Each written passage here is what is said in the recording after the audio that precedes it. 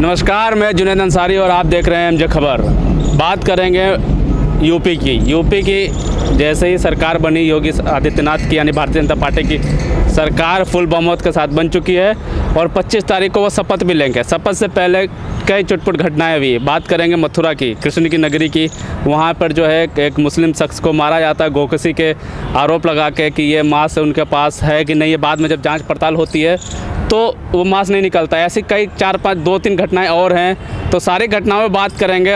Doctor Avinash Yadav हमारे साथ हैं। तो पहले हम मथुरा की घटना शुरू करते हैं, उसके बाद एक विधायक का जो बयान है कि गोल टोपी, उस पर भी बात करेंगे।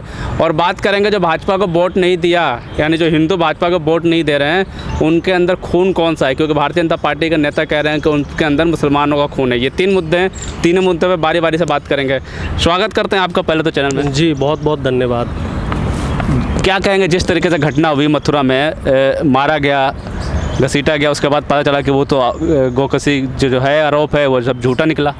देखो साहब, ये कोई पहली घटना नहीं है। 2014 से जब से केंद्र में नरेंद्र मोदी जी पूर्ण बहुमत के साथ प्रधानमंत्री बने, तब से ये देखने में आ रहा है कि आरएसएस और बीजेपी के लोग जहाँ भी उनको सांप्रदायिक माहौल बनाना होता है, सिर्फ माहौल बनाना होता है, तो उसमें किसी कमज़ोर व्यक्ति को पकड़ लिया जाता है और उसको सबसे सॉफ्ट टारगेट इस समय मुसलमान है। ठीक है, तो उनको गोकशी के नाम पे उनकी लिंचिंग की जाती है या फिर कोई अन्य मुद्दा इसी तरह का सांप्रदायिक एंगल उसमें ढूंढ के उनकी लिंचिंग करने की कोशिश की जाती है या उनको लिंच किया जाता है। कार्रवाई क्यों नहीं होती? ये सिर्फ इसमें सिर्फ आप ये समझ लीजिए माहौल को गरमाने का प्रयास कर रहे हैं। 11 तारीख को जब से वो फिल्म रिलीज हुई है, तब से पूरे देश में एक ऐसा माहौल क्रिएट कर दिया गया है कि अगर कोई व्यक्ति जाति से मुसलमान है, ठीक है, तो उसको इस तरीके से देखा जा रहा है कि वो हत्यारा है। जबकि साहब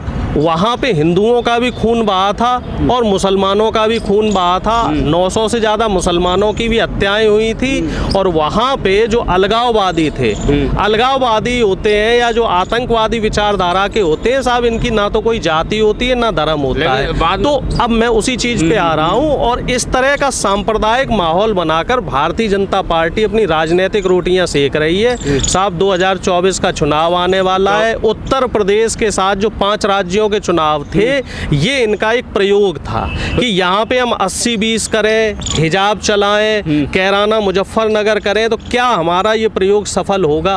और दुर्भाग्यवश हो गया। मुझे लग रहा है कि दुर्भाग्यवश इसमें कई समीकरण रहे, कई समीकरण ऐसे रहे। देखिए, किसान आंदोलन से एक मूवमेंट तैयार हुआ था, उस मूवमेंट को विपक्ष कहीं ना कहीं भुना नहीं पाया। विपक्ष जो है वो एसी कमरों से बाहर नहीं निकल पाया।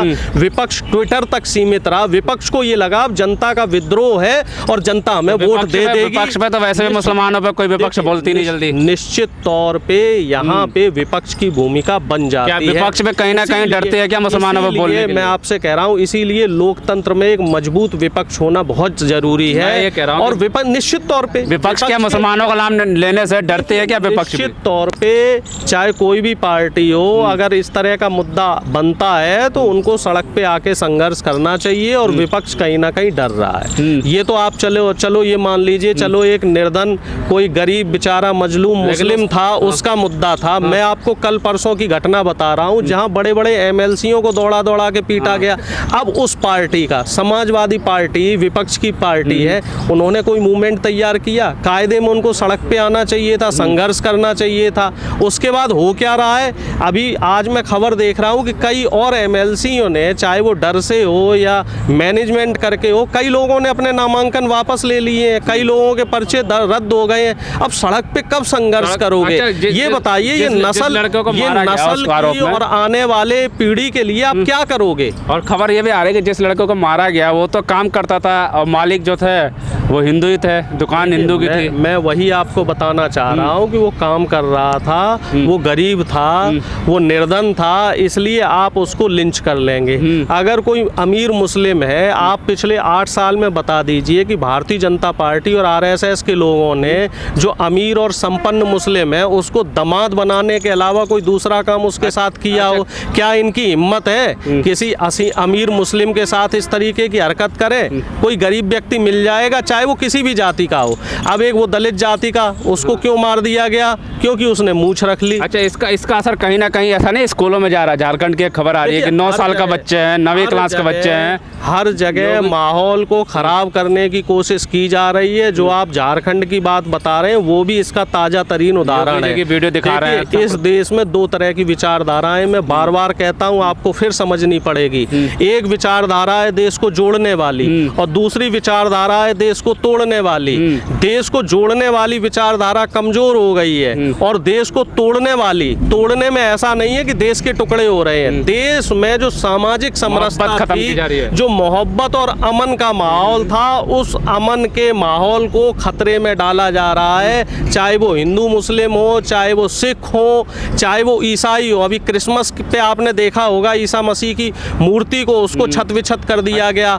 अभी दक्षिण भारत में कर्नाटक की ये घटना है, वहाँ पे एक क्रिश्चियन समुदाय का एक व्यक्ति, उसको बजरंग दल के लोग सिर्फ इसलिए मार रहे थे कि वो अपने धर्म का प्रचार कर रहा है। भाई, हर आदमी को हमारा संविधान ये आज़ादी देता है कि आप अपने धर्म का प्रचार प्रसार कर सकते हैं। जब हम हिंदू धर्म का प्रचार करते हैं, ये बताइए क्या हिंदू धर्म में हम सिर्फ भगवान श्री राम का ही प्रचार कर सकते हैं? हम भगवान कृष्ण का प्रचार करते हैं तो उसमें इन्हें दिक्कत हो जाती है। हम देवी माँ का, संतोषी माँ का प्रचार करते हैं, पूजा करते हैं, बंगाल में पूजा करते हैं तो उसमें इन्हें दिक्कत हो जाती है।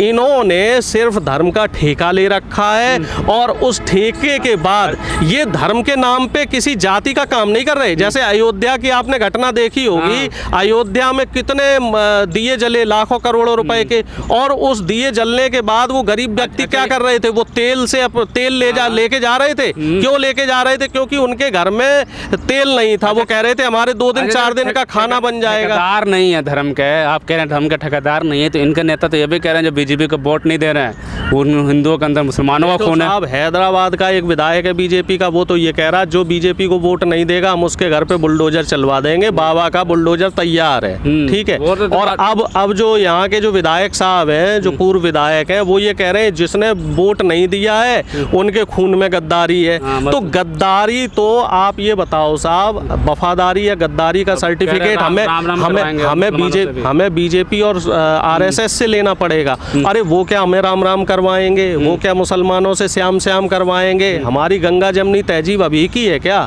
ये सदियों पुरानी तहजीब है गंगा जमनी तहजीब। हिंदुओं पे आरोप लगा रहे हैं जिन्होंने मुसलमान तो हमेशा राम राम करते हैं। मेरे कई मित्र मुसलमान हैं, वो हमसे राम राम और राधे राधे करते हैं। हम उनके यहाँ ईद पे सेवइयाँ खाने जाते हैं, वो हमारे यहाँ दिवाली पे मिठाई खाने आते हैं। तो ये हमें बताएंगे कि हमें क्या करना है, ये मुसलमानों को बताएंगे क्या करना। ये सिर्फ डर का व्यापार कर रहे हैं, साथ हिंदुओं को तो टारगेट कर रहे हैं। ये कुछ नहीं कर रहे हैं। ये सिर्फ एक माहौल बना के, जो ड्राइंग रूम में लोग बैठे हुए हैं, जो सिर्फ मेन स्ट्रीम मीडिया देखते हैं, उनको ये डराने की कोशिश कर रहे हैं। 2024 में चुनाव आ रहा है, अब इनके पास कोई चुनावी मुद्दा नहीं है। मोदी जी 10 साल में रोजगार नहीं दे पाए, महंगाई कम नहीं कर पाए, महिला सुरक्षा पे ये विफल रहे, किसानों की आय डबल नहीं कर पाए, तो इनके पास क्या मुद्दा रह गया? इनके पास रह गया सिर्फ घृणा की राजनीति, हेट पॉलिटिक्स। ये जो युवा पीढ़ी है ना, युवा पीढ़ी को ये गलत दिशा में लेके जा रहे हैं। ये शिक्षा पे बात क्यों नहीं करते? ये रोजगार पे बात क्यों नहीं करते?